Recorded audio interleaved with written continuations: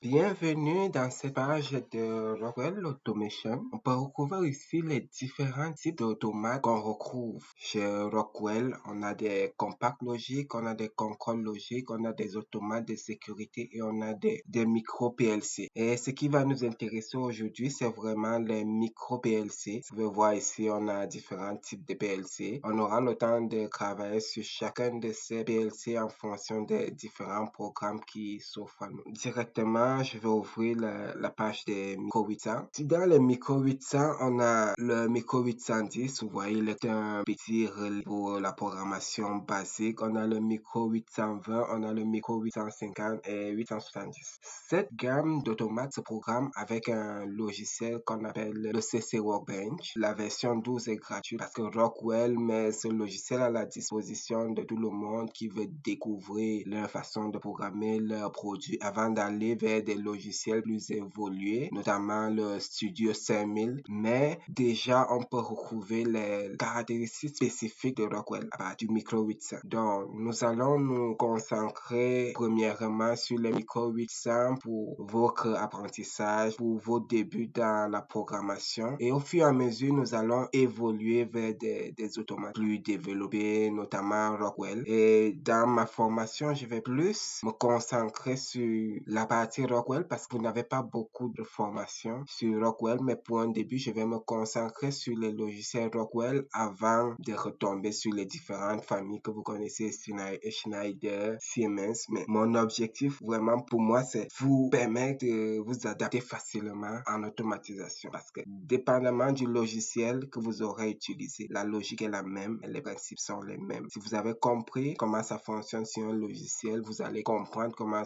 ça fonctionne sur d'autres. Et dépendamment du projet que vous allez avoir à faire dans l'avenir, ça va juste dépendre du système et vous allez vous adapter rapidement. Bon, nous allons tout de suite passer à la présentation du logiciel CC Workbench. Une fois que vous allez avoir CC Workbench ouvert, vous allez voir cette page avec le logo et je voudrais attirer votre attention vraiment sur cette barre de menu parce qu'elle va toujours revenir dans tous les logiciels. Vous allez toujours avoir fichier, édition, viewer, tool et vous prêtez attention à ça. En dessous, vous avez aussi des barres qui apparaissent, notamment là, les erreurs. On peut voir les erreurs, on peut voir les outputs, les sorties. Donc ça, c'est vraiment la page présentation principale. Vous avez des propriétés, vous avez des outils, mais vraiment prêtez attention à ces informations parce que c'est grâce à ces informations qu'on va pouvoir programmer, qu'on va naviguer dans le logiciel. Là, je vais par exemple dans Fichier. Dans Fichier, vous voyez les différentes options. Je peux ouvrir un nouveau fichier, un nouveau projet, un projet existant. Je peux importer un logiciel. Donc, on a beaucoup de choses que je peux faire dans un fichier. Vous voyez, là, j'ai un nouveau fichier. Je peux décider de créer un nouveau fichier. Donc, c'est vraiment important de prêter attention à ces choses. C'est la même chose dans tous les logiciels. La configuration est la même.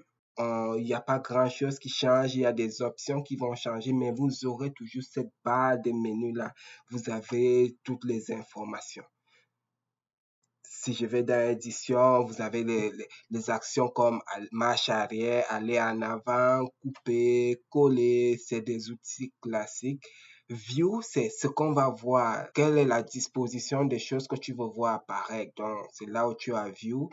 Tu as les différents outils, vraiment explorer ça, aller voir à quoi est-ce que ça peut vous aider quand vous activez quelque chose, qu'est-ce qui se passe quand vous désactivez. Sentez-vous à l'aise de jouer avec le logiciel et ça va vous permettre de découvrir un certain nombre de choses. Ce qui est coché, vous voyez la barre des outils. Ici, c'est par exemple le micro logique ou micro 800. En fait, c'est la conversion d'une vieille version de Rockwell à une nouvelle version. C'est-à-dire que tu vas faire la migration d'un micro logique vers un micro 800.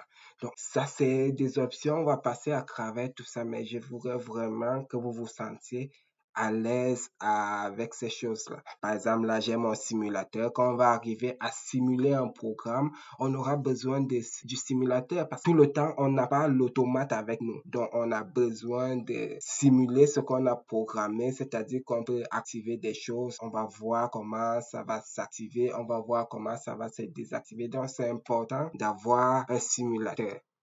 On a les aspects de communication. Je vais pas perdre le temps avec ça pour le moment. Vraiment, voici la présentation de ce qu'on a quand on ouvre le Micro 800.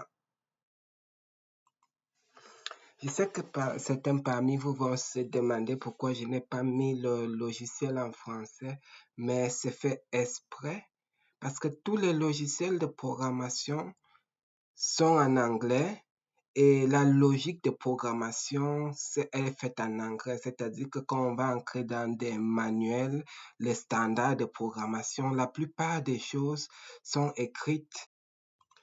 La plupart des choses sont écrites en anglais. On essaye tout le temps d'avoir le code en anglais.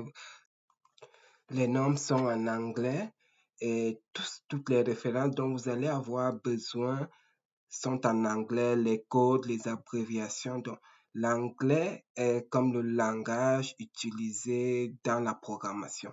Souvent, on va avoir la supervision qui est le HMI en français, mais si vous entrez dans le code, les symboles, les abréviations sont en anglais.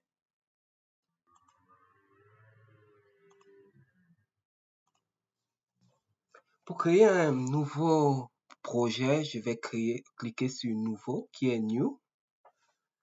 Quand je clique sur New, il y a une petite fenêtre qui va s'afficher et vous allez voir que dans cette fenêtre-là, il y a la localisation de où mon dossier sera, mon nom du projet. Et là, je vais juste nommer mon projet, c'est-à-dire je vais lui donner un nom, le nom avec lequel le projet sera identifié. Je vais l'appeler Incro CC Workbench. On va dire introduction 1. Allez, allons-y. Là, quand je crée mon projet, il y a la configuration. Là, je vais vous parler ici de la configuration matérielle. Dans la configuration matérielle, on a besoin de sélectionner l'automate. Vous voyez, on a les séries, les Micro 800, Micro 820, Micro 840. Là, j'ai sélectionné un Micro 810. Vous voyez, la famille, c'est dans la famille Micro 800. Donc, quand je dis Micro 800, même si c'est le 10, le 20, le 30, mais on reste dans la famille Micro 800. Et pour le Micro 810, on va plutôt parler d'un relais. C'est comme un relais intelligent parce que vous voyez, on a des entrées, on a des sorties. Et là, on a le output, on a le input. Les inputs, ce sont les connexions en entrée. On a 8 connexions qu'on peut avoir en entrée et on a 4 sorties. La mémoire ici, c'est 4 kilobits, c'est-à-dire que c'est un petit appareil qui peut pas prendre autant de choses. On se connecte avec lui en USB. Si je prends un autre Micro 810, en fait, c'est juste des versions qui changent à l'intérieur. Dans le Micro 820, vous voyez qu'on commence à voir, on change un peu le standard plus développé. On a plus d'entrées et on a plus de sorties. Et on a ce qu'on appelle des slots supplémentaires. On reste toujours dans la famille Micro 800. On est à 32 Go de carte mémoire qu'on peut rajouter au maximum. On a 24 volts pour l'alimentation. Les communications ici, c'est Modbus, ASCII. On a le IP20. On va revenir sur ça, mais c'est important de vous expliquer toutes ces choses, les IP20, IP67. Vous allez souvent voir ce genre de choses, mais c'est par rapport à la résistance de l'équipement. Ici, on a un CPU avec une mémoire de 20 kilobits. L'alimentation, l'interface, la configuration. Vous voyez, on a la description ici du Micro 800. Là, je vais passer à une autre version, le Micro 830. On a beaucoup plus de variations dans celui-ci. Vous pouvez voir les ports de connexion. On a le port RS 232, 485. On reste toujours dans la famille Micro 800. Et là, on est toujours à IP20. Ça, c'est la résistance. La mémoire, c'est 8 kg, donc il est assez petit. RS 232, RS 485, les ports de communication. On reste toujours dans du basique. C'est pas très différent. On va descendre, regarder un 16, il n'y a pas grand chose. On va à 24, vous voyez, on a augmenté les ports, mais on reste toujours dans la famille des Micro 800.